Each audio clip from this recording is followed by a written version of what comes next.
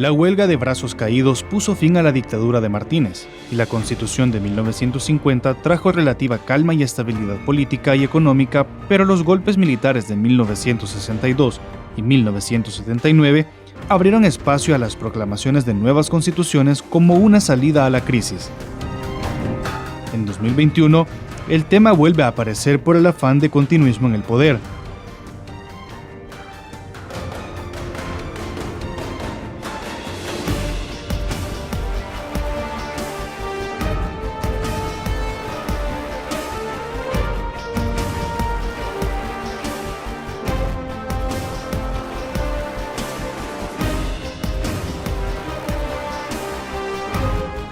Entre 1960 y 1962, asumió el poder una junta de gobierno que luego es derrocada por un directorio cívico-militar. En esos 2 años, hubo 3 sucesivos directorios cívico-militares y un presidente interino. Ese proceso de inestabilidad logró cierta calma con la emisión de una nueva constitución que otorgaba al presidente un periodo de 5 años. La de 1962, que aunque fue una constituyente y que promulgó la Constitución de 1962, en realidad cambió unos artículos para que el hombre líder del ejército pudiera presentarse como candidato presidencial. La Constitución del 62 no tiene ninguna modificación del régimen constitucional ni nada de eso, sencillamente la promulgaron para cambiarle unas palabritas y que Rivera pudiera concursar, o sea, pudiera competir en la elección presidencial que se avecinaba. En la Constitución permiten que la oposición política participe, porque Rivera viene con el discurso de la Alianza para el Progreso. Es una estrategia contrainsurgente.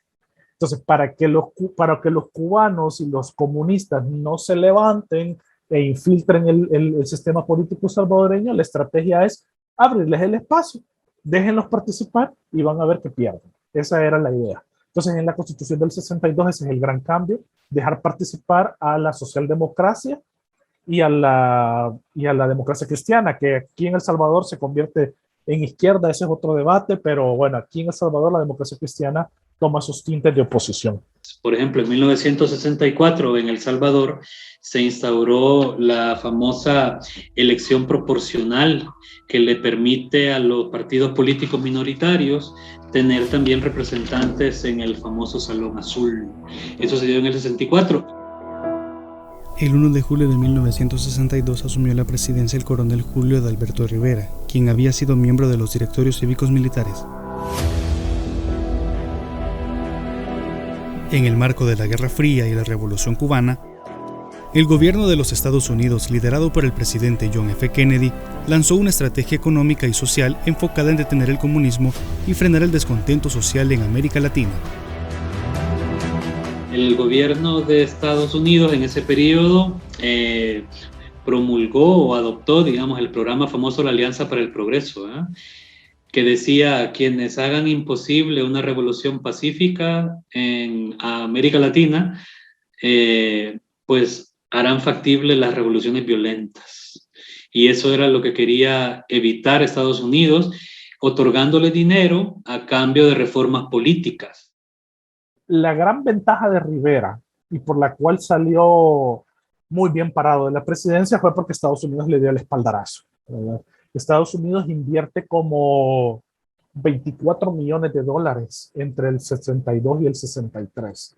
¿Verdad? Entonces, Rivera tiene un montonazo de dinero para impulsar proyectos en la agricultura, proyectos en lo urbano, proyectos de transformación a nivel de ciudad. Entonces, Rivera, pues sí, tiene esa ventaja, ¿verdad? Él anda saludando bien bonito. Hemos construido tantas viviendas, hemos construido tantas escuelas, ¿verdad? Pero no las hace él, las hace la Alianza para el Progreso.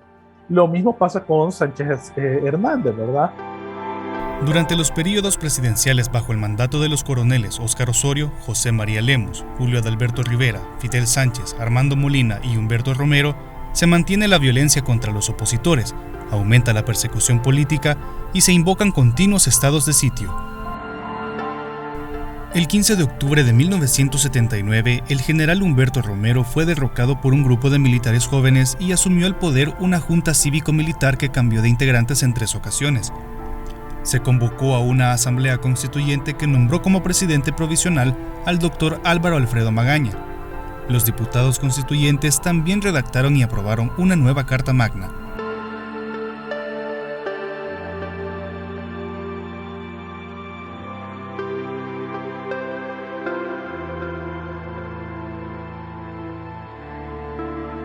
La Constitución del 83, asignada en el contexto de la crisis de la guerra civil, también trae un legado muy fuerte de la Constitución del 50 y del 62.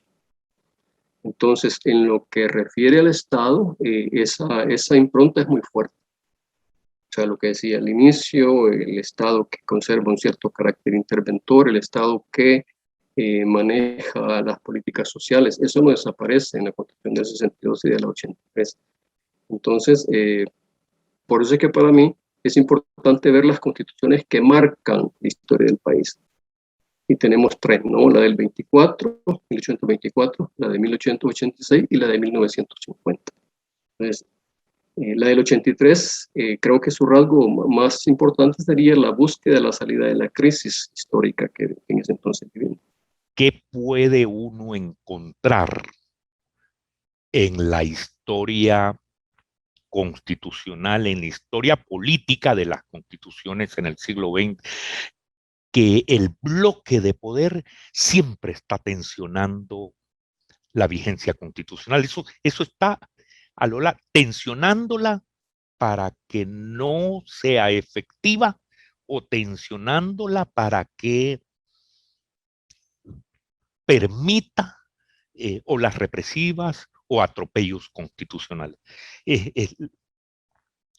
Y que creo yo que por primera vez a partir de 1992, me parece, se va a perfilar, aunque el control constitucional estaba más perfilado desde 1983 en la Constitución, se va a perfilar claramente el control de los actos del Ejecutivo. La nueva Constitución fue aprobada por los diputados constituyentes en diciembre de 1983 y es la Carta Magna vigente. A esta se le han realizado varias reformas importantes, entre ellas la de 1992, producto de los acuerdos de paz. Es la Constitución que se da justamente en el marco de una crisis histórica profunda, la guerra civil, y que busca justamente como sentar las bases constitucionales para una posible salida al conflicto, pero marcando bien el territorio de qué es lo que se puede y qué es lo que no se puede. Por ejemplo, es que esta Constitución plantea que la única forma de acceso al poder es a través de un partido político, justamente para cerrar la puerta a la guerrilla que estaba en armas. Y esa Constitución tiene como una coda, una prolongación en los cambios que se dan en el 92, en el marco de los acuerdos de paz. Entonces tenemos como el primer momento en el 83, obviamente ahí es una Constitución de centro-derecha, pero que se amplía en el 91-92, cuando prácticamente se incorpora a la izquierda en ese proyecto. Ya tenemos una arquitectura constitucional relativamente completa y yo diría incluso hasta más pluralista. Pero son como las dos posibilidades, el momento de giro, de cambio y el momento de crisis.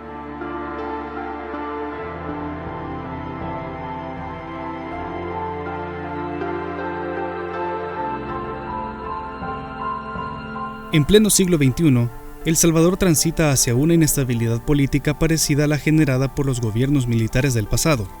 Esos signos de retroceso con tinte autoritario son promovidos por un presidente que obtuvo el poder mediante elecciones en el marco de las reglas democráticas.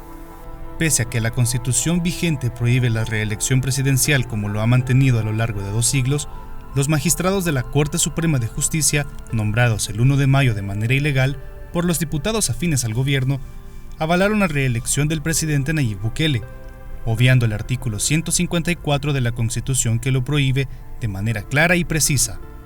Dicha maniobra política del oficialismo es parecida a la que promovió la dictadura militar del general Martínez en 1939 y 1944.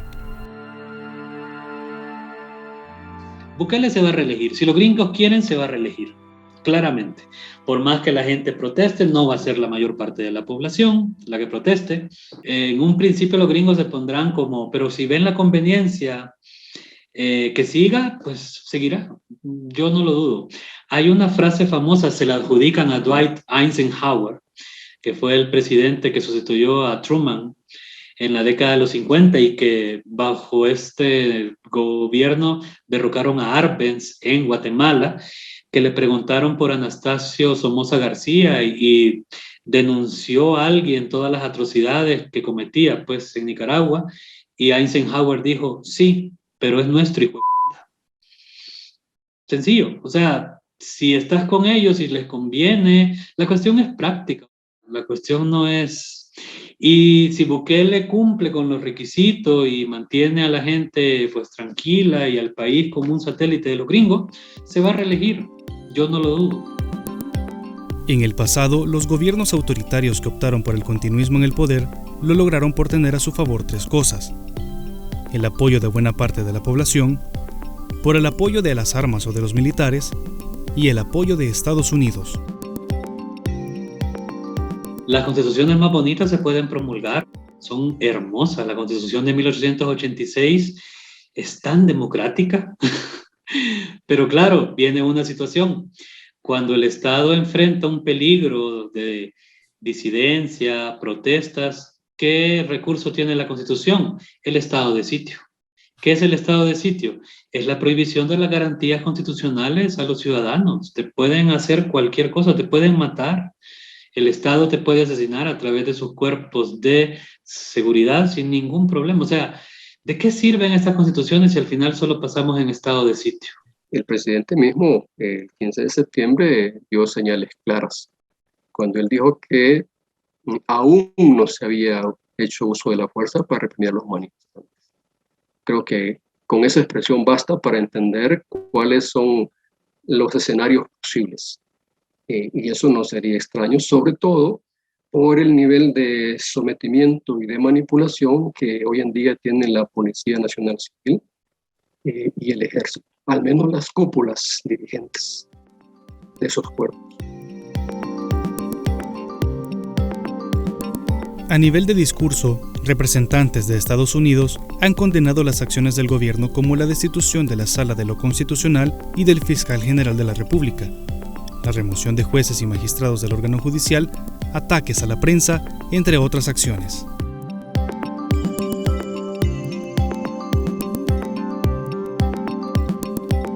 Y lastimosamente los gobiernos autoritarios latinoamericanos ya aprendieron que se puede tensar la cuerda mucho más con los Estados Unidos de lo que se hacía hace 40 años.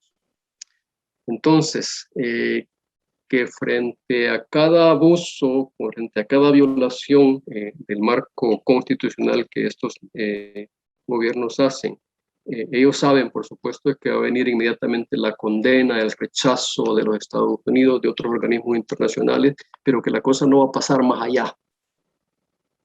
Entonces, eso es un problema serio, ¿no?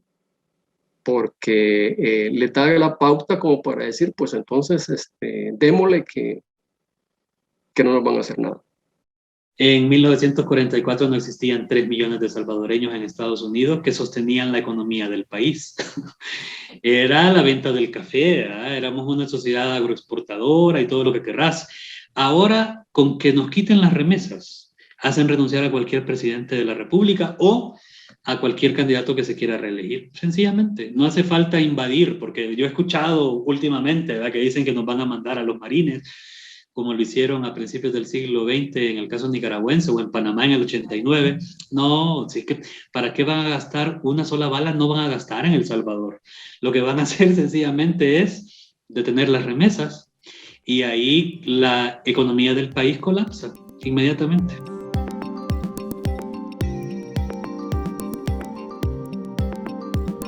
El vicepresidente de la República, bajo el mandato del presidente Bukele, ha elaborado un nuevo proyecto de constitución en momentos en que el país enfrenta graves problemas de deuda pública, desaparición de personas,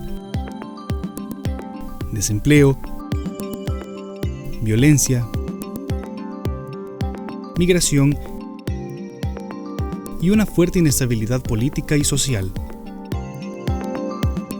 Si Bukele tuviese un proyecto político que implicara una transformación tan drástica, tan radical de la sociedad salvadoreña, pues a lo mejor no entendería esa necesidad. Pero el gran problema de este gobierno es que ni tan siquiera tiene un plan de gobierno, continúa va a tener un proyecto político de gran alcance. Es obvio que lo que hay detrás es simplemente una ambición desmesurada de concentrar poder, que ya lo logró en el marco de un periodo presidencial, pero luego pareciera ser la idea de perpetuarse en el poder. Insisto, sin tener un proyecto político mínimo. Es un absurdo estar hablando de reformas constitucionales o estar hablando de una nueva constitución para un gobierno que va al garete y que pareciera ser que día a día está a la espera de ver qué ocurrencia aparece ahí que marque la agenda, por lo menos de estos tantos días, ¿no? Como ha acontecido últimamente con el tema del Bitcoin, por poner un caso. Ese es el horizonte de país que marca Bukele. Estamos realmente mal. Yo creo que estamos en el peor momento de los movimientos sociales en El Salvador. O sea, yo creo que en El Salvador no existe la organización ni la fuerza necesaria para que la población civil dé un golpe de Estado. Y si nos vamos a la tendencia histórica, si nos vamos a los antecedentes históricos, nunca la sociedad civil ha dado un golpe de Estado. Así que creo que no lo va a hacer ahora tampoco. Claro, lo que sucede con Bukele es que además de esta tara autoritaria, encaja perfectamente en esta onda populista de los últimos años, que está trastocando las democracias en todo el mundo. O sea, nosotros no somos excepción. Uno puede encontrar esas tendencias autoritarias en gobiernos de izquierda, en gobiernos de derecha. Eso es clarísimo. El problema, en nuestro caso, yo diría la tragedia de nuestros días, es justamente caer en esta onda autoritaria con un presidente que además de autoritario es terriblemente inmaduro, justamente cuando aparentemente nuestra democracia post-acuerdos de paz parecía estar justamente asentándose. Yo no veo al presidente llamando a la cordura, llamando al diálogo. Yo veo un presidente haciendo declaraciones en ciertas ocasiones pasadas de tono, ¿verdad? En las que contribuye al desorden en lugar del orden. Pero si yo fuera el presidente, buscara consensos, no pleitos. Que aquellos son corruptos, bueno, hay un sistema judicial que los tiene que juzgar. No voy a ser yo, ¿verdad? En mi discurso presidencial. Entonces, creo yo que es el problema, que el presidente y la gente que está alrededor de él están hablando de refundar la República, y para refundar la República hay que escribir una nueva constitución. No responde a una necesidad fáctica, sino al discurso político. Estoy diciendo entonces que en El Salvador no es una evolución por la lucha cívica o por la modernización intelectual, sino que son cristalizaciones político-normativas, esos son las constituciones, que se dan a raíz de esa oposición entre la fuerza de la democracia y la fuerza de la antidemocracia. En unos momentos porque hay un temor anticomunista, en otros momentos porque se le tiene miedo a una victoria popular, pero es lo que se encuentra a lo largo del siglo XX y que tiene esa manifestación en las constituciones. Entonces, en todas las constituciones vamos a encontrar la modulación de ese determinada correlación política entre las fuerzas democráticas y las fuerzas antidemocráticas, dictatoriales en un momento o dictatoriales después, que derivan en un régimen nuevo que es el autoritarismo.